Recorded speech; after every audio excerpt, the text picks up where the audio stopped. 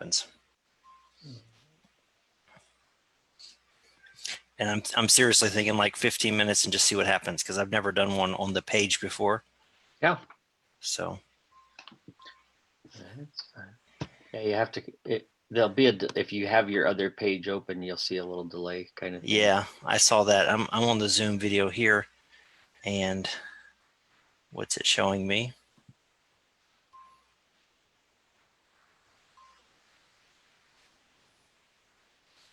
It says we're live. Well, then we're live. I trust Facebook like I haven't trusted anyone since George Bush. So let's go with that. Hey, Tom. Hey, thanks for jumping on here. I'm Tony Kummer. I'm the founder and editor of ministrytochildren.com, kind of a popular website. We just try to help people do children's ministry for free. And Tom, of course, you are the founder, manager. I don't know what you are. You are the boss, in my opinion, of the Ministry Collective, and you do coaching, and you're just out there helping people in ministry every day too. So I try anyway. Well, we all need to try. Do or do not. There is no try. Said a wise man once. So today, hey, I just wanted to talk about churches reopening, because I've been running polls on my website, and I'm gonna jump over and screen share that in a minute. But since the pandemic happened, I just woke up in the middle of the night and I said, why don't I run a poll every Sunday during the pandemic to see churches opening and closing and opening and closing. And it's not scientific. I don't have like location tracking and all this stuff, but I think it's very interesting in a general kind of arc to see where the churches have been closing and opening. And I wanted to grab you and talk about that, because you've had a couple of really great podcasts just this week about how churches are supposed to reopen. So yeah, it's definitely obviously a hot topic right now for any leader. I mean, kid ministry, senior leader, to be thinking about the idea of when should we open? How should we reopen? Should we reopen the building anytime soon? And yeah, I've had some really great conversations with some really good thought leaders that have put out some really good information. So yeah, it's a good timely thing to be dialoguing about, and because it changes all the time too. It does. So I'm going to jump onto my website, and we've had the poll. It's mostly been right here in the sidebar, if you're seeing that. But I've been tracking this since March 15th, because that was the first Sunday after the WHO declared it a pandemic. And my church had it on the 15th, and then we were done. We've been done since then. But I've basically asked the same question every week. Is your church doing online only, which is this top column, this top row? Is your church doing modified, and that's just wide open, are you drive through service or whatever, or you're just running things normal, right? And so this is an error. That this first week's wrong. So the first week's wrong on my website. So that's the other thing you should know about Ministry to Children. We have more typos per 1,000 words than any website in the history of the world. And that's all on me and my failure to see right. So actually the first week was inverted. That's there was 65% open the first week. And then it went downhill fast. Anyway, what I'm interested in more right now is these last few weeks, and we saw a little bit of bump for Mother's Day and whatnot. But then this week, we're looking at the poll for this week, and you can see it right in the sidebar. It's hovering right around 80% right now. So that's telling me that the last few weeks, you've seen it on the news, you've heard rumors from your friends, everybody, like in Kids Ministry Collective, you guys have the best Facebook group out there, in my opinion. There's one other that's better, but it's church secretaries, and I'm in that group too. That one's really impressive, but they've been around for a while. Church secretaries, they're going to win every time because they know everything. Yeah, they do. We wouldn't survive without them. Yeah, so it looks like about 20% of churches in one form or another are going to be open this week. If you look at modified stuff or normal schedule. So I'm going to jump back to you and stop the screen share. Tell me what you're thinking about that. Do you think that, You think that 80% of, I mean, are you surprised by that? Well, yeah, I am surprised that so many. I mean, but it also depends on where they're at. Yeah, they're everywhere. Yeah, they're Yeah, everywhere.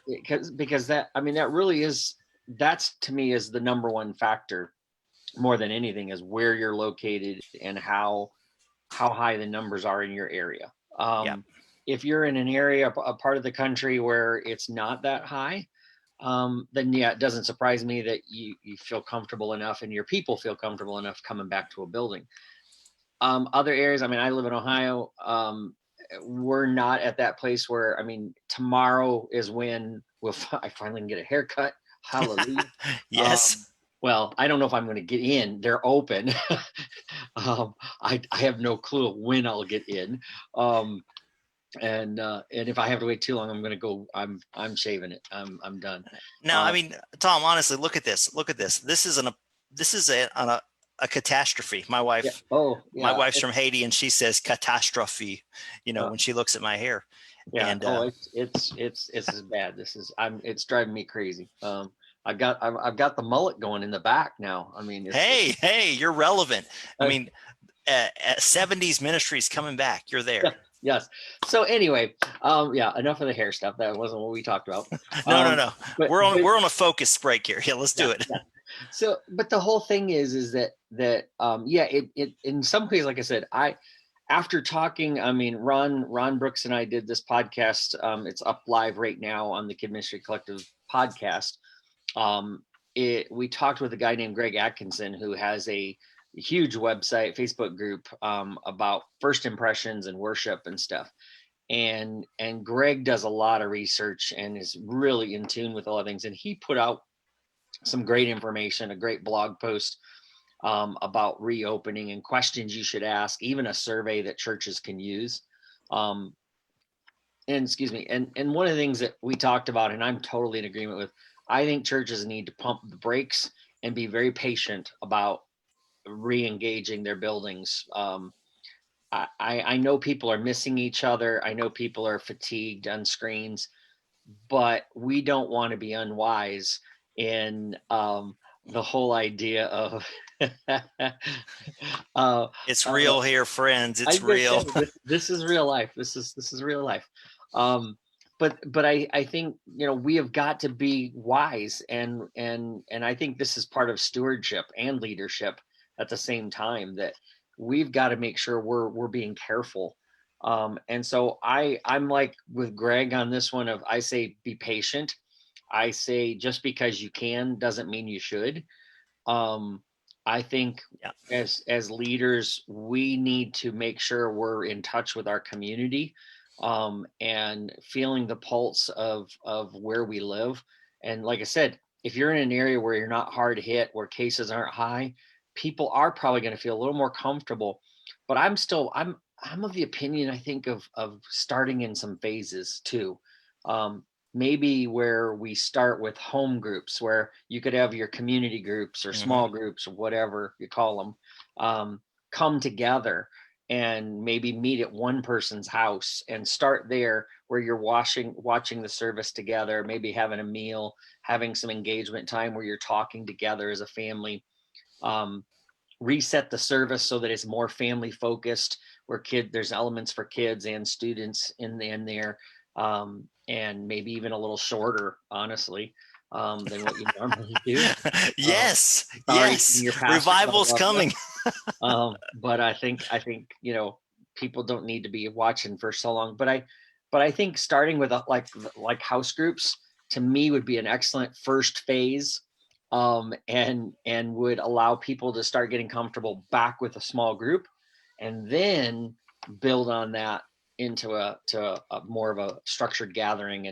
And we can talk more about that in a minute if you want. Yeah, and I think what you're saying is exactly right. And I heard this on another smart podcast I listened to, and the guy was basically saying, nobody has any data on this, so nobody knows what's going to happen. We're just guessing.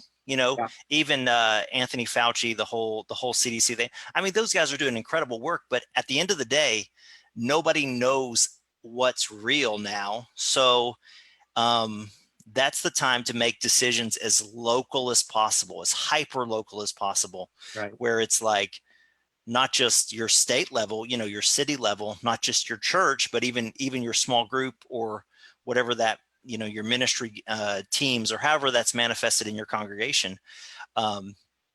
Our church, we're here in Indiana and we're a Methodist congregation. Our bishop has done a tremendous job and our pastor's following right along. And the idea that they say, the primary thing here is do no harm. Why would we rush into something that's going to harm our people if we could wait a few more weeks for clarity?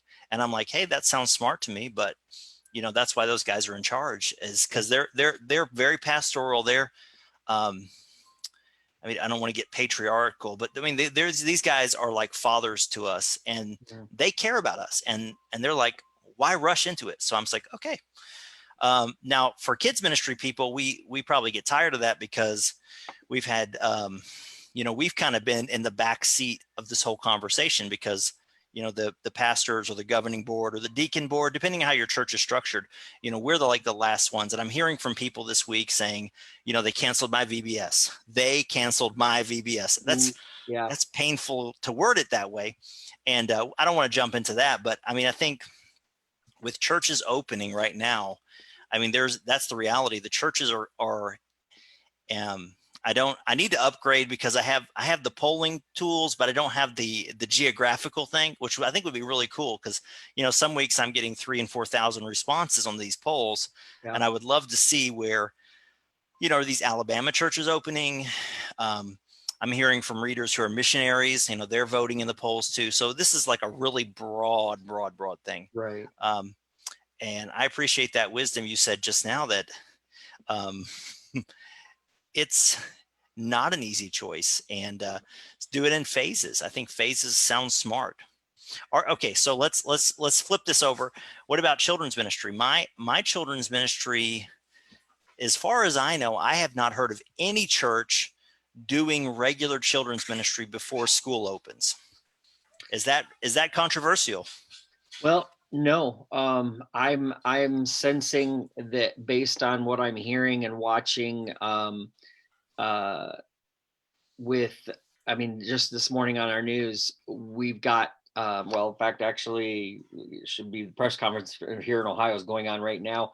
Our governor is going to be announcing whether camps and pools, city pools, and what their recommendations are, whether those even open. But there are already cities here in Ohio that have said, we're not even opening our city pool up at all. Yep. We're just not going to do it. So when you have that, and then you have some of the states already saying, we're not positive on what the recommendations are going to be for school yet. We're not sure if we're going to start in September or August.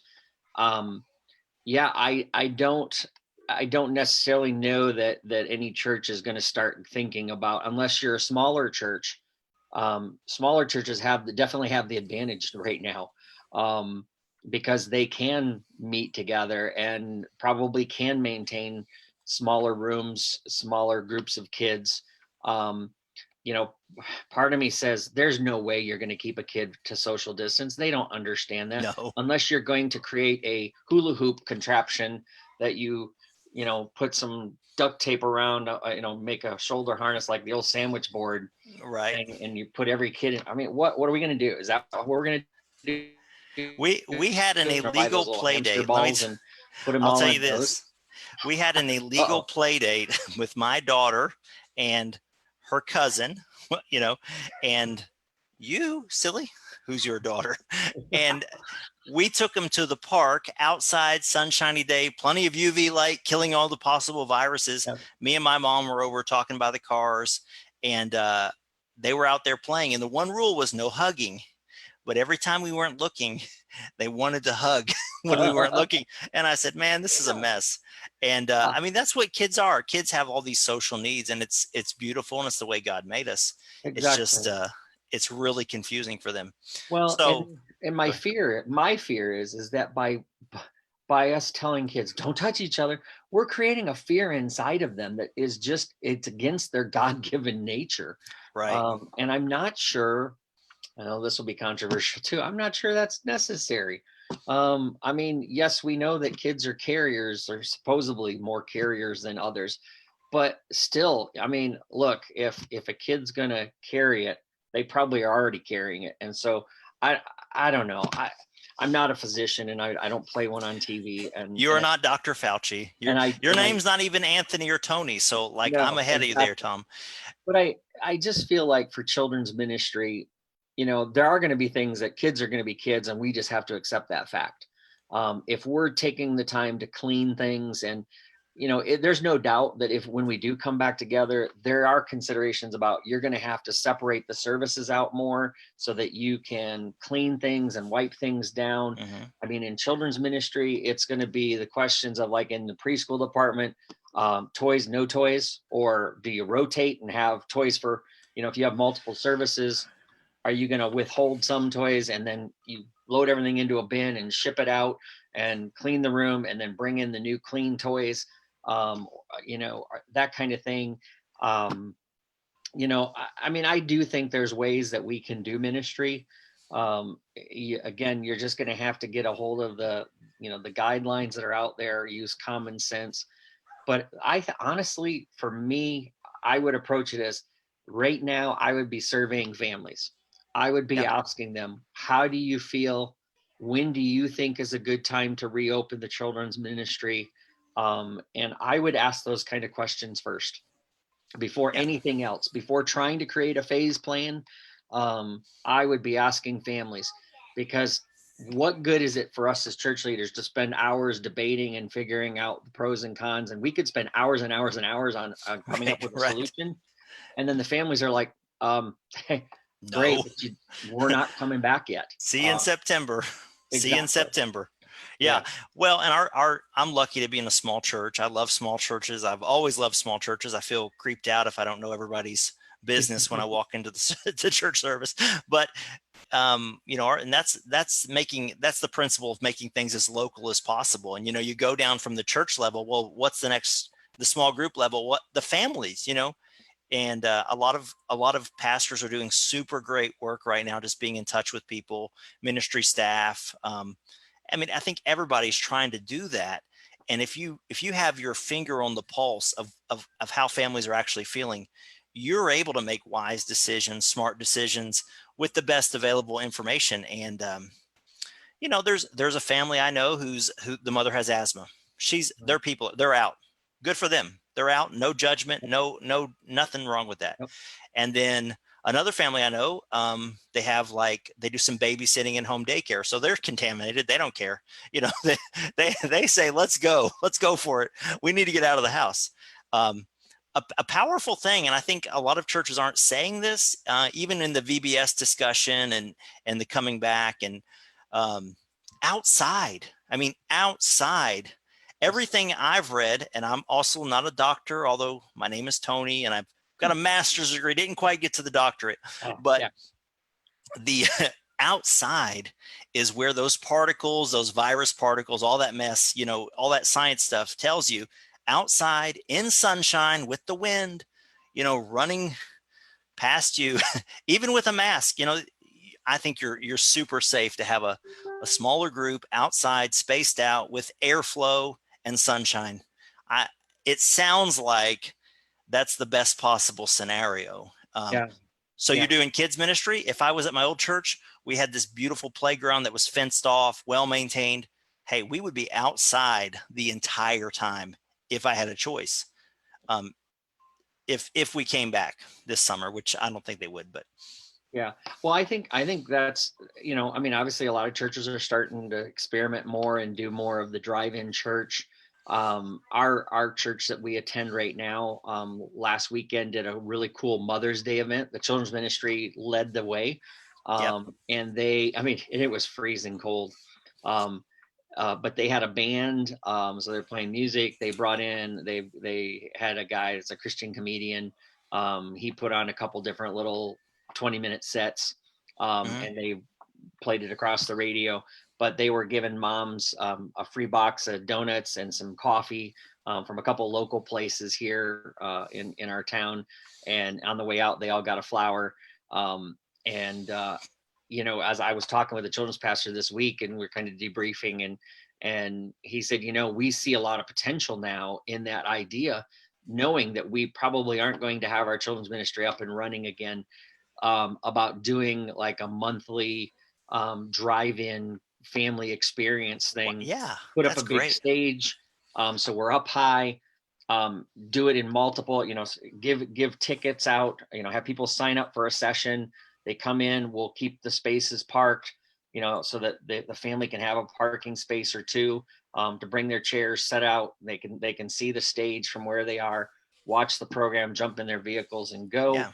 And then the next group comes in, and so they're starting to explore some of those outside events for doing children's ministry, continuing what they're doing online, leaning on the curriculum that provides a good parent app, that gives some good information and stories for the kids. They're still encouraging small group leaders to call their children and talk to them and say hi. So I think there's a lot of things we're doing right now. We just need to keep doing. We need to keep evaluating, keep talking to the families, and keep watching, listening to our local government as well as our state, figuring out again that pulse. And look, I mean, we are seeing so many more people watching and tuning in and seeking God right now than ever. Why would you want to shut that down just to bring the holy huddle back? I don't get it. To me, God's doing something here, and the church needs to say, okay, God, what's the new thing you want? Because there's something new. I really believe it in my heart, that there's something new God wants us to look at as a body. I think the church has gotten too focused on the box and not the community. Yeah. And we're either, let's make our, let's keep our box the holy huddle, or let's make multi-site. And again, I'm not slamming them. I'm not.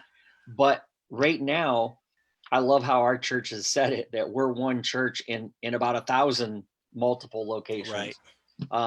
Because we've got all these home churches going on right now. Hey, let it ride right now. Let's keep riding this until, and there's no rush. There's really no rush to bring people back and risk. I just don't want any churches being ground zero for another outbreak of anything. Yeah. And you see that choir, I don't even remember where they were at, that choir that had rehearsal, and then they contact traced them, and they were all sick, and a handful passed away. And it's like, man, that's the nightly news. Your choir, you don't want your choir on the nightly news for that. And so let me just recap this, and then I'm going to jump back over to and show your podcast off. But there's about 30 people watching live. Hey, thanks you guys for watching live. If you have a comment, type it in, and Tom will answer it intelligently, and then I'll give you a knock joke, whatever you need to do. Sure. And again, this is Tom from Kids Ministry Collective. I'm Tony from ministrytochildren.com, and we're just here to help you today. But so principles, I'm going to vote number 1, do no harm. Yep. Right? That's principle 1, do no harm. Principle 2, make decisions based on relationships as locally as you can, like drill that down. Mm-hmm. And number 3, you're saying, hey, let's not throw away all the great things that are happening online, digital. Let's keep the good out of this catastrophe. Well, again, because you've got people who have the I'm going to church every mindset. Ariana, I'm working. Now you have people, you have the stay-at-home mindset. Oh, hey, buddy. Baby attack. And now you have. Oh, take him to your mama. Take him to your mama. You made the kid cry. Well, he's mad because he wants to touch the computer screen. Oh, yeah. Ariana, you got to take him to your mama. I'm working. He's a digital native. Come on. I know. He's a digital native. And every baby's like that. They manipulate you to hold them, and then they don't really want you. They want your cell phone. They want your stuff. Yes. And so, I think it's one of those things where, again, like I say, you have the stay-at-home mindset, you have the come to church at mindset. Now you have a combination of the stay-at-home, go to church mindset. There are still going to be people that, even if you open your building, are going to be that stay-at-home, come to church mindset. And so I say, hey, let's keep ministering to them. Let's keep loving them. Let's keep serving them. But I think that next principle is talk to the people, ask, don't assume, Yeah. don't base it on what you think. We often, as church, we react, and then and we react and say, here's what you need, and we didn't. We instead of reacting, I want to say, let's respond and let's ask, and then let's serve them. And I really think that that's what parents want, is for us to say, hey, what do you need, and what are you feeling, and do you feel like, if we reopened, what's it going to take for you to feel safe and comfortable? What's it going to feel like? What do we need to do, so that you feel safe with your children, in our community? So, Well, hey, that's great, Tom. And I remember we talked like the first week this thing was going down and the NBA was canceling, and we were like, everybody's afraid. And me and you talked, and I don't want to claim credit for it because it was probably you said it, but then I repeated it every day after that. Ministry means service. I mean, if you look back at the word ministry means service. So ministry to children, ministering to families, we're serving those families. Your church's ministry is all about helping, right? So, if you're helping helping them know God, helping them love one another, helping them, come to Christ, follow the Bible, all the stuff we're helping. That's what we do. So I think that's a powerful work. We're getting some questions here on Facebook. So I'm going to do the screen share again and hop back over, see if I can figure this out. All right. Can you see this, Tom? I can. All right. So we're now on the screen share, and I'll start. And I don't know why Facebook is obsessed that I need to have donation buttons, because I don't do that. But anyway, everything I see is that. So we have a friend from Nambia, and currently in a small church. What do you think is the digital readiness of small church versus big church? Well, I mean, again, I guess it just depends on your church and on your community where you're serving. How would the people there, relate to digital versus in person? And as far as, I mean, I think for smaller churches, you take advantage of what you have. Don't worry about what you don't have. Focus on what God's put in your hands, and you don't have to be fancy. You don't have to do what big. In fact, honestly, I've seen some of the biggest churches now going with the simplest. I mean, well, all right. I'm going to play an example from American TV. Last night was the finale of Survivor. I'm a Survivor fan. I love that reality TV show. Normally on the grand finale, when they're giving away the big prize, they've got this big stage set, they've got a huge crowd, and and there's a lot of money in that production. Last night it was the host, Jeff Probst, sitting in his garage. Some set designers built him literally out of 2x4s and paper. I don't know, it didn't look like it was very fancy, but built a set for him and sent him the direction step by step how to put together, gave him all the props, the fake rocks and bushes and lights, sent him the TV camera, and he literally set it all up himself in his garage, and they produced the grand finale from there. So I would say to a small church, you don't need a big production. You need a camera or a computer and internet, and you talk to the camera, and you play to that, and you allow people to be blessed with that, and it's just fine. I don't think you have to be fancy, to minister to people and get the gospel out. And that's the thing, is the gospel is going out across the airwaves and across the internet like we've never seen before. Right. We've got pastors who are used to preaching to 10 people, who are now reaching hundreds or thousands. And they're televangelists, and they didn't even dream about being, and they don't have to wear a fancy suit. They can just sit there in a t-shirt with their Bible. And I've seen some big name pastors in their living rooms, sitting there just teaching God's word from it. So I don't know if that totally answers the question exactly what they were looking for, but I hope so. No, that's great. And let me hop back over to my screen share and figure this out. And I appreciate you guys. This is actually the first time I've ever gone live on ministry to children. I mean, I've done it with Tom, I've done it with other websites, but this is the first time we're trying this here. So you guys are brave and you're doing great. And actually, Sherry asked that. She says, "Is this recorded?" No, it's not. It's not pre-recorded. We are recording it, and it'll be available later. And that's why the babies just come up here, and the daughter goes outside, and all this stuff. It's real life. We're not in a studio. That's where there's no studios left. I'm seeing my comments, but I can't find them. It says there's 8 comments, and I'm only seeing 4. Tom. Okay, let me. Am I unable to do Facebook? No, let's see here.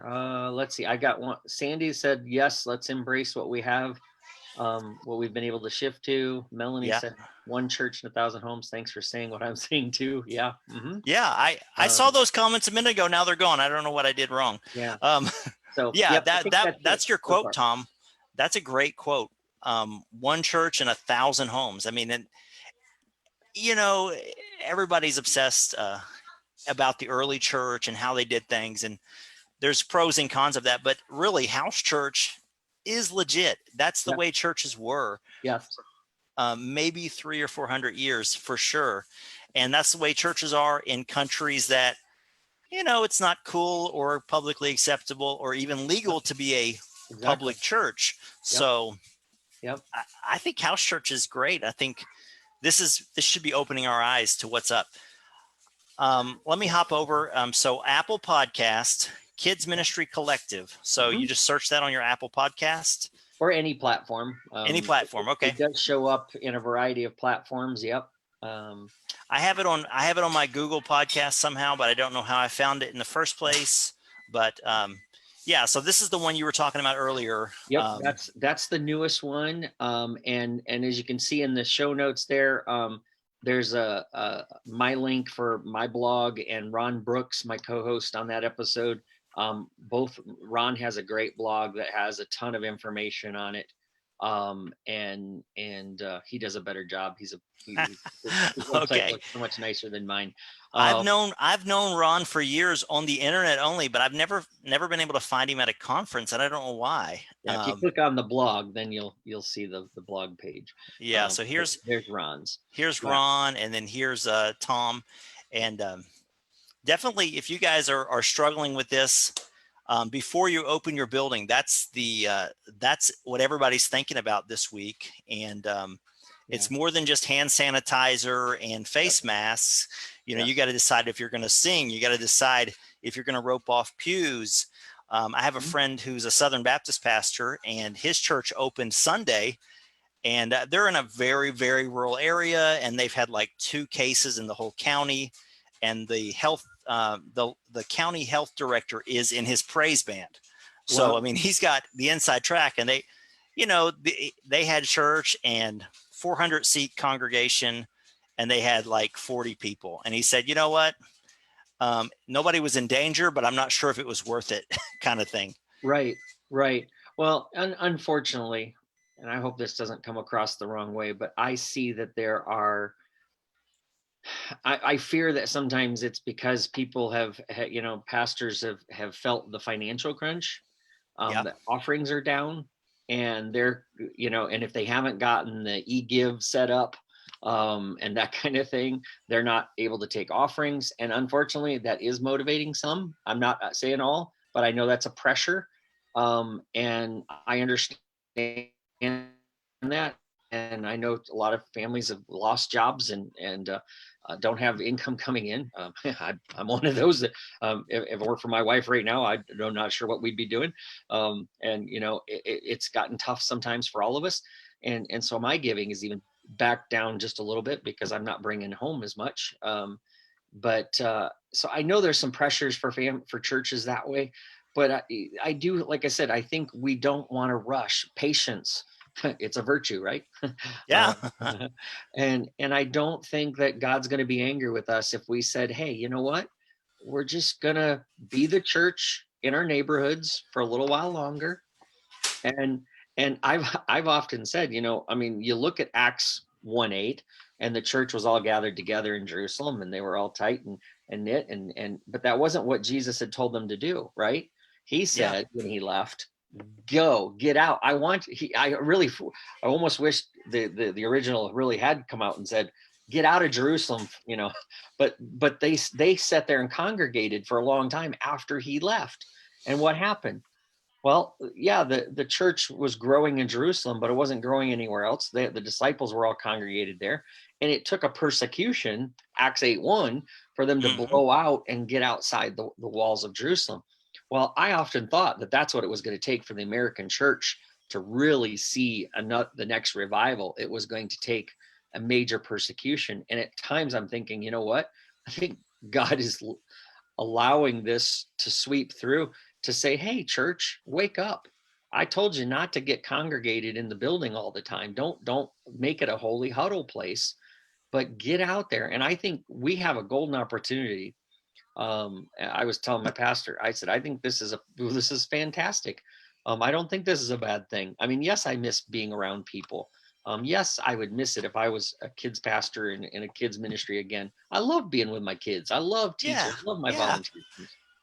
But I'm also having the opportunity that I could invite a neighbor over to watch the service with me now, and they're not threatened by it because of anything, and they're coming to my house and they're hanging out with me. I just think, like I said, don't miss this opportunity, and don't miss the opportunity to think about what could be new in our children's ministries as we come back together. We have parents discipling their kids. How do we help equip them more? What do we resource them more to do? We have an opportunity to recruit more, because now we have all these parents who have done children's ministry for the last couple of months. Yeah. Guess what? Guess what? Guess what? You guys are on the hook. Yeah. Well, let me play off that just a second, because you talked about inviting neighbors, and I've got a few more comments. And Tom, are you good on time? I promised you 15 minutes, but I'm a liar. I've always been a liar. No, especially with time. So you said you were inviting neighbors, and I just watched your kids ministry collective did an interview about a new VBS that's out there, and I'm not going to plug that here, but it's like backyard Bible school, inviting the neighbor kids. I mean, our little girl wants to play with the neighbors so bad, but we've been just telling her, no, wait till the virus. And then online, I've watched some other churches. To be honest, I'm a church hopper online now, because this really cool local church has a Saturday night service, and I'm just like bored. I'm like, hey, I'm going to watch this. It's a great thing to experience their worship with them. And then I've had friends who I've invited to church many times, even a family member who I've invited in church, and now they're going to come. They're doing online with me, so it's on Facebook. I send them the invite, and they're there, and I'm like, what?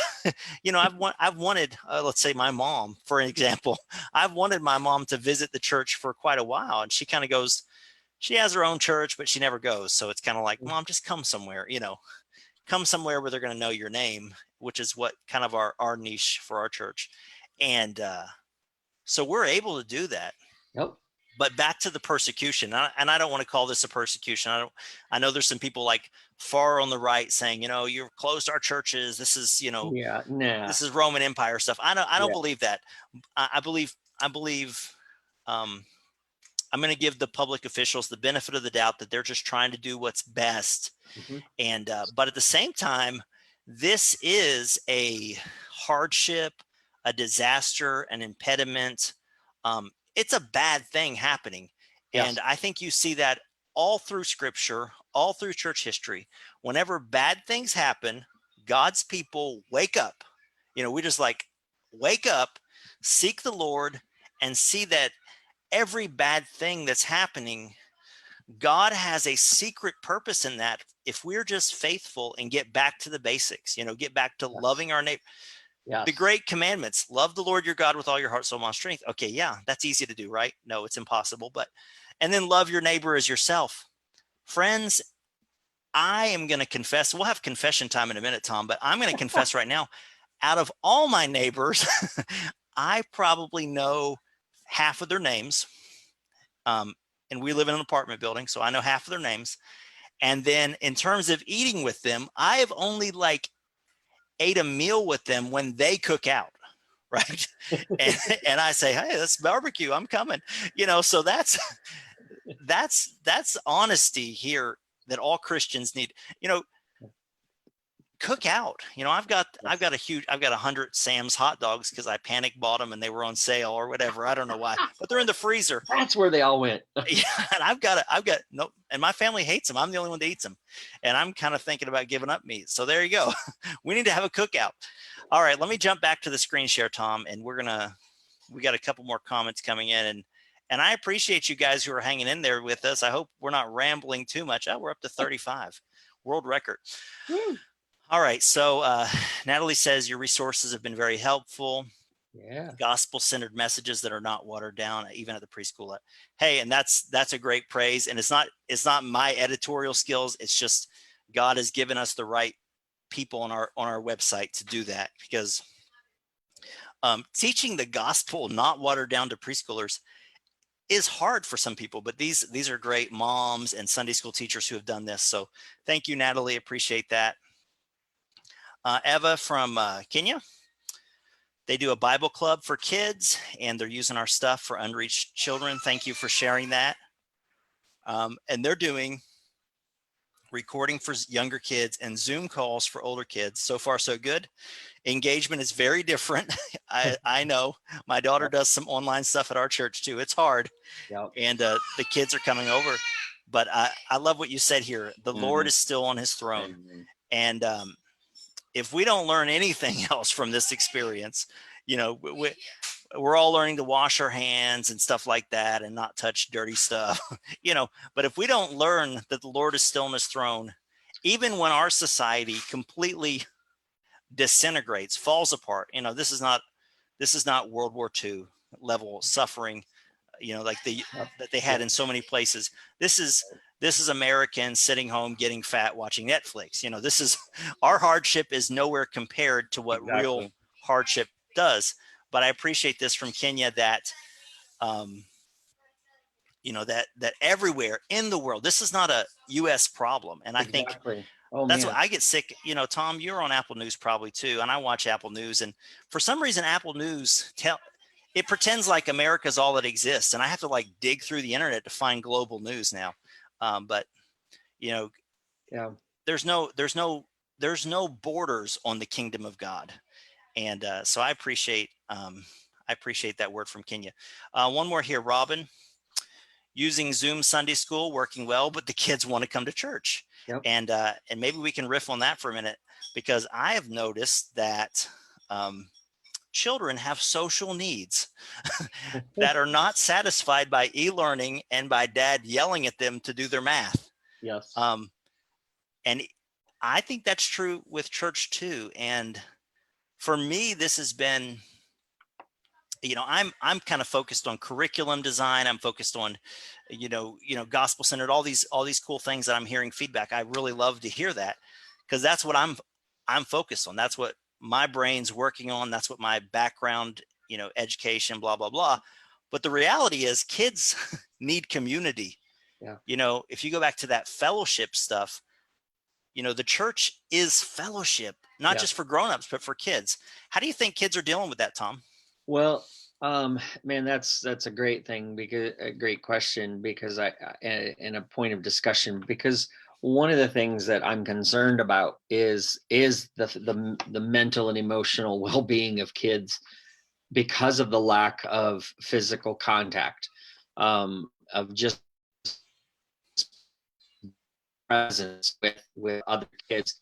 And I've had, there's a ministry that I follow closely called Key Ministry. They do a lot of stuff with special needs, as well as mental health and anxiety. And I did a podcast with some ladies from their team, and phenomenal wisdom. And I know they're concerned, because they see that, there are a lot of kids that are suffering more anxiety and different things because they're not around their friends anymore. And just seeing their friend on a computer screen isn't the same as being there to hang out, and to be close and to give them a hug. And so I do think there's a lot of kids that are struggling not just from Zoom fatigue, but just from the fatigue of not being around their peers and not engaging. And we are built for community. There's no doubt about it. And that's why it's so hard for me to say, be patient and wait and go slow. Because I understand I am a people person. I thrive being around others. And what's funny is actually I'm not. Some days, yes, I do get a little fatigued being online so much, but there's other times where at least I get to see you, and at least I'm hearing your voice, and I get Right. to talk to you, and I see you react, and that's better than a phone call, and it's better than not seeing you. But I miss being able to go in the coffee shop. And so yesterday, a buddy of mine, I said, "Hey, dude, let's hit this coffee shop that we both love, and let's park our trucks side by side so we can talk to each other a little bit." Yeah. And then at the end, for the humor's sake of it, I grabbed my hand sanitizer and I covered my hand, and then we fist bumped each other. Fist. Yeah. Well, let me pick up on that, Tom, because the last time I saw you was at Children's Pastors Conference in January, like just a few weeks before this thing went crazy. And me and you, and we love Children's Pastors Conference. If you guys go to a conference, that's the one. That's the one to go to. If you can go to all of them, go to all of them. But if you can go to one, that's the one. It's awesome. And Children's Pastors Conference, me and you and Carl Bastian, Kidology, best website in children's ministry. I love my website, but his website's better. And we were out there, and I came through. I was going to go hear this speaker. I'd been dying to hear the speaker, and you guys are out there talking, and we just sit down and start talking about life, talking about Disney World, Star Wars, a little bit of politics even. But that 90-minute conversation was encouraging to me as much as, I listened to the online later, but that was a powerful moment. And I think when you say humans, the way God designed us is for relationship. We need one another. That's what makes the church powerful. And I think that's same for kids too. And Robin just now in the comments a few minutes ago, she said, kids can't play games and do puzzles as a group online. Yeah. And there are some good Zoom games. I found a few. Yeah. I posted them a few weeks ago. It was it's a great YouTube channel. She mostly does birthday games, Shauna Howe, but I posted on the blog some 20 Zoom games that kids can do, and it was amazing. And kids need relationship. Games, for whatever reason, in children's ministry, I believe games are the way you make relationships happen. Yes. It's how you introduce your lesson. I love the last few years we've had a lady writing lesson plans for us on the website, and she tries to include games. It's like lesson introduction / games. Oh yeah. And it's like always so fun, and it kind of gets the ideas out there. But then the kids build relationships, which we know matters. All the studies say, your friends in children's church, if you keep those friends in youth group, and that's going to boost your faith journey, having those relationships. I'll share that link here in a minute if I don't break my. Your popcorn's gone. Okay, buddy, I'm on the phone. No. Popcorn's gone. Anyway, so I think. Oh no! Oh. Don't do that. He just dumped all the popcorn seeds in the side without the garbage disposal, of course. Well, okay. So there's real life for you.